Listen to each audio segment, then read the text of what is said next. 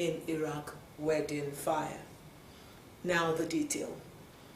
No fewer than 8 of the 20 choir members of the CAC Okegon Akure that were kidnapped by an unknown gunmen at Molege in Osrc local government area of Ondo State have regained freedom.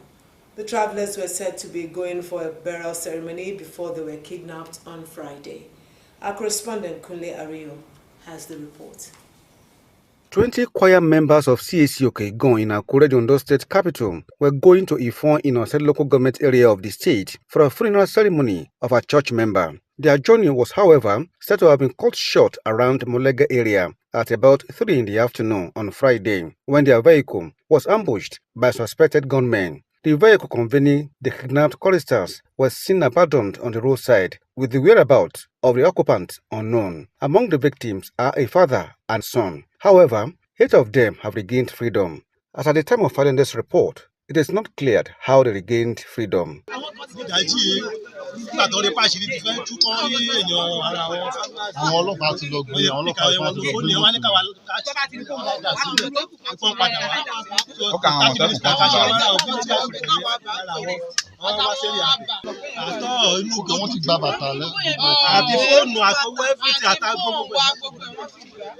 Our people travel to Idoane for a funeral program.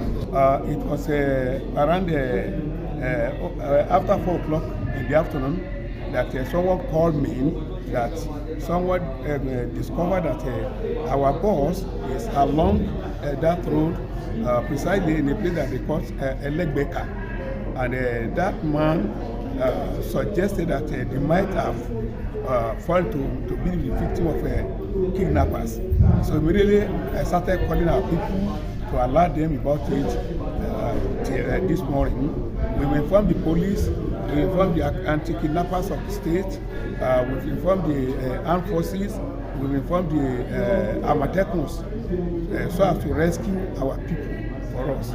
While some said they were rescued by members of Molege community, another account said they escaped from the den of the kidnappers. Meanwhile, the Ondo State Police Command has said the remaining victims would be rescued. Speaking with Osrc on the phone, the police public relations officer, Fumilayo Odunlami, said men of the command are on the trail of the suspected kidnappers. Yesterday evening, we got an information that a vehicle with the inscription of a CAC church was parked along the road along the Elegbeka. However, there were suspicions that the people in the vehicle were kidnapped, and immediately responding to action, the kidnapping team and other tactical teams went there. Immediately it happened, our men went into the bush, and right now as I speak to you, I can tell you, 8 people have been rescued.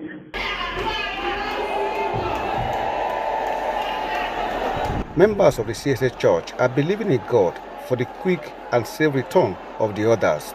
The Owo-Ifon-Bini Road, which is notorious for kidnapping and armed robbery, is currently in a deplorable condition. To put an end to the incessant kidnappings on that axis, users and residents of the area have again called on the government to intervene on the deplorable portions of the road.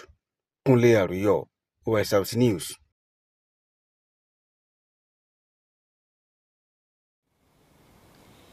Now to health. The Ondo State government has kicked off its Immunization Plus Days program.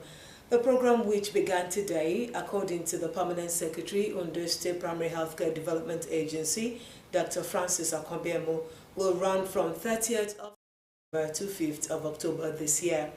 Dr. Akwabemo said children between 0 to 5 years will be administered with oral polio vaccine and vitamin A by health workers, while COVID-19 vaccine would also be made available for residents. He said that other routine immunization will be at fixed posts such as maternity health centers and basic health centers, and called on residents to embrace and present their children for the immunization campaign for healthy living. Meanwhile, no fewer than 218 offenders were arrested today in Akure, the Ondo State capital, for contravening various laws during the environmental sanitation exercise. Osrc's news crew, who monitored the cleanup in and around Akure, the state capital, discovered that certain residents are still paying lip service to environmental hygiene, much to the dismay of constituted authorities. The report is presented from our studio.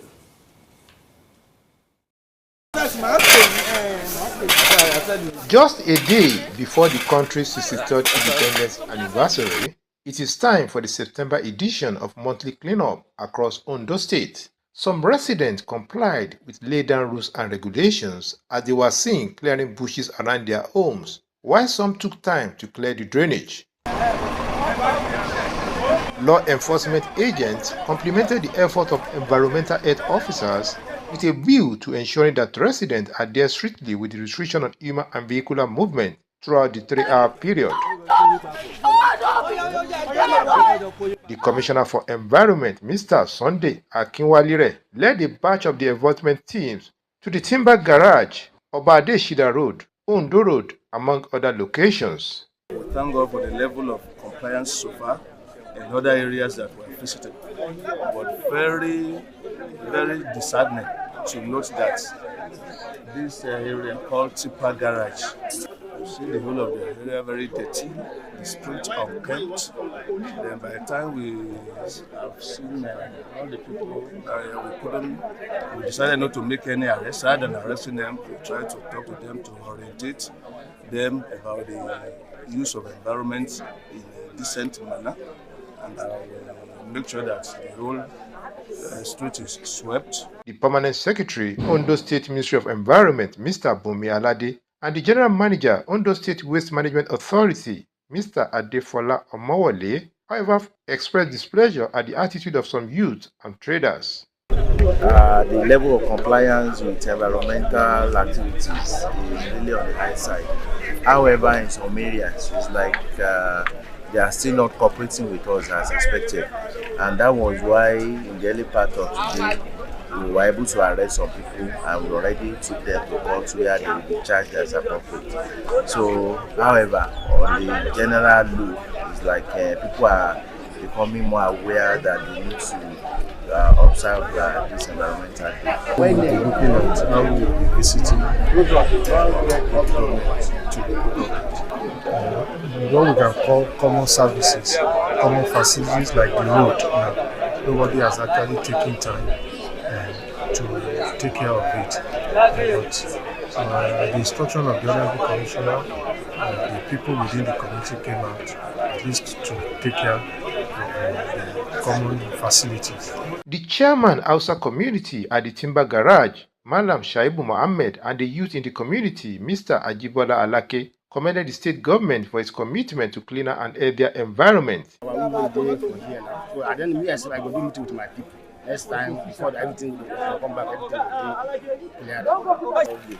Especially that ọjọ́ tá ti wà náà àdúgbò yìí èmi yàtọ̀ because mo dúpẹ́ lọ́wọ́ commissioner wa fún ètò ìgbàdìmọ́ fún àwọn ìwà àti ọwọ́ tó ń gbé sí wa tó fi kàn ní Timber Garage because àdúgbò wa jẹ́ àdúgbò tó yẹ pé a máa ń pariwo. We are trying to urge them to make the environment clean, to live a healthy life, because as we all know, earth is wet. Individuals arrested for violating the environmental sanitation laws were later arraigned before an Akure magistrate court for appropriate sanctions.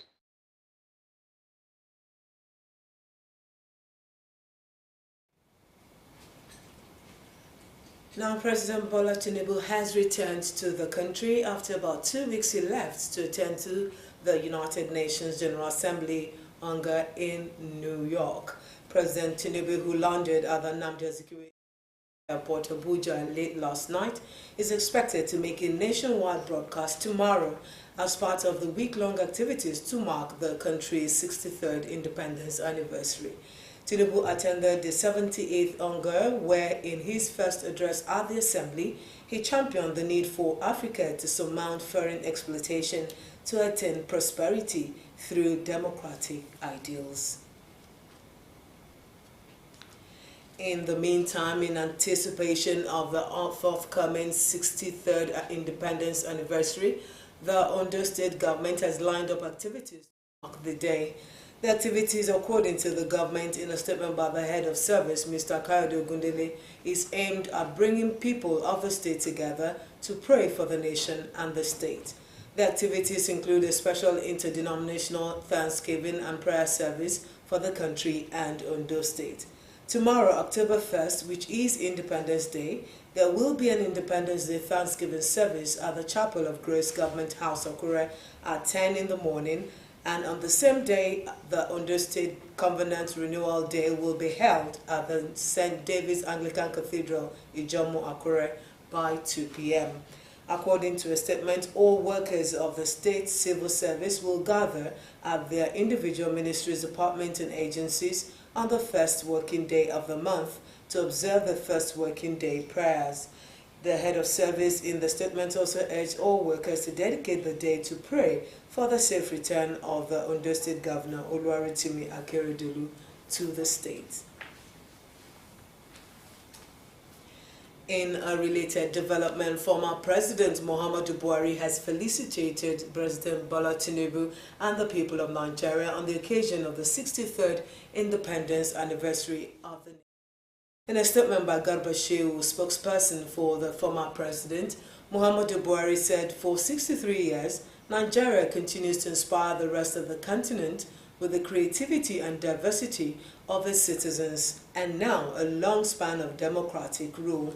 He said he's optimistic that democracy as a system of government will continue to gain strength over time in Nigeria.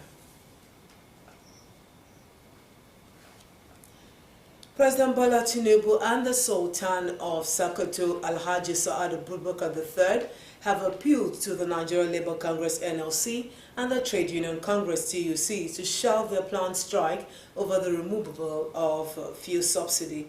The organized labor had fixed Tuesday, October 3 for the commencement of an indefinite strike over fuel subsidy removal.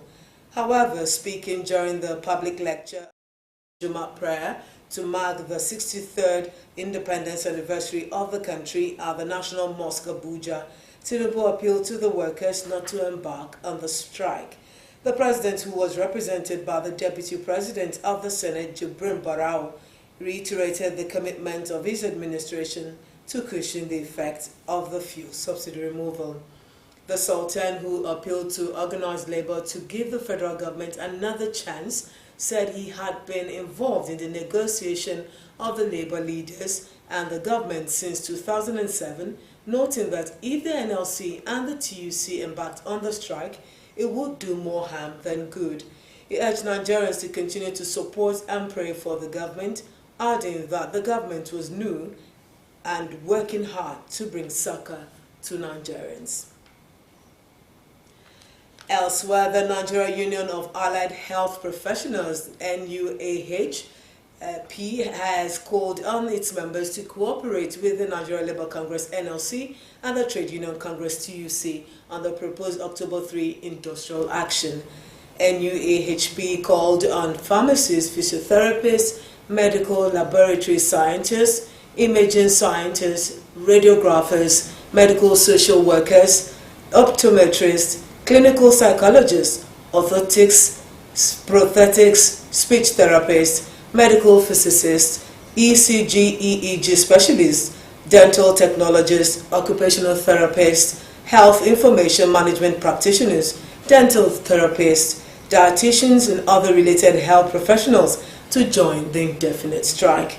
In a letter, the group directed its zonal coordinators, chairmen and secretaries of unit branches, presidents and general secretaries of the professional associations to mobilize members for the industrial action. Also, the National Association of Nurses and Midwives has said its members will join the proposed nationwide strike. This was contained in a notice of indefinite nationwide strike by the national president, Nachi Ekuma. Now, outside Nigeria, a search and recovery operation has ended just days after a fire killed 113 people at a wedding on Tuesday. But some families continue to search for loved ones who are still missing. Now talking sports, Sunshine Stars Football Club of Akure picked the much-deserved 3 points at home after defeating Kano Pillars 1-0 in their first match of the 2023-2024 Nigeria Premier Football League season. Oge Emmanuel scored the only goal of the encounter with a clear-cut finish, giving Sunshine Stars the early lead in the 8th minute of the match. Speaking after the match, the head coach Edith Agoye expressed satisfaction with the performance of the boys, even though Kano Pillars were disciplined in their style of play. Agoye emphasized that the team will continue to work on their goal-scoring chances to boost the confidence of the boys at winning both home and away. Head coach of Kano Pillars, Abdul Maikeba, said his team played well away in the midfield despite the short notice by the MPFL to start the league. Commissioner for Youth and Sports Development, Bamidele Ologololuwa, expressed satisfaction with the victory. Earlier, Sunshine Stars unveiled new players before their team and fans, underlining their potentials to boost the morale of the team. To end the news tonight, let's take a look at the major stories again. We told you that the Ondo State government has called on residents of the state to support its vaccination campaigns as Immunization Plus Days kicks off across the state. The program, according to the Permanent Secretary, Ondo State Primary Healthcare Development Agency, Dr. Francis Akobiemo, will run from 30th of September to 5th of October this year. We also told you that President Bola Tinubu will address Nigerians tomorrow, Sunday, October 1st, to mark the nation's 63rd anniversary. Eminent Nigerians, including President Bola Tinubu, have appealed to the Nigerian Labour Congress (NLC) and the Trade Union Congress (TUC) to shelve their planned nationwide strike over the removal of fuel subsidy. The organized labor had fixed Tuesday, October 3, for the commencement of a nationwide indefinite strike. And from the foreign scene, we told you that a search and recovery operation has ended in Iraq, just days after a fire killed 113 people at a wedding on Tuesday. And with that, we'll round up the news. Thank you so much for watching. Good evening.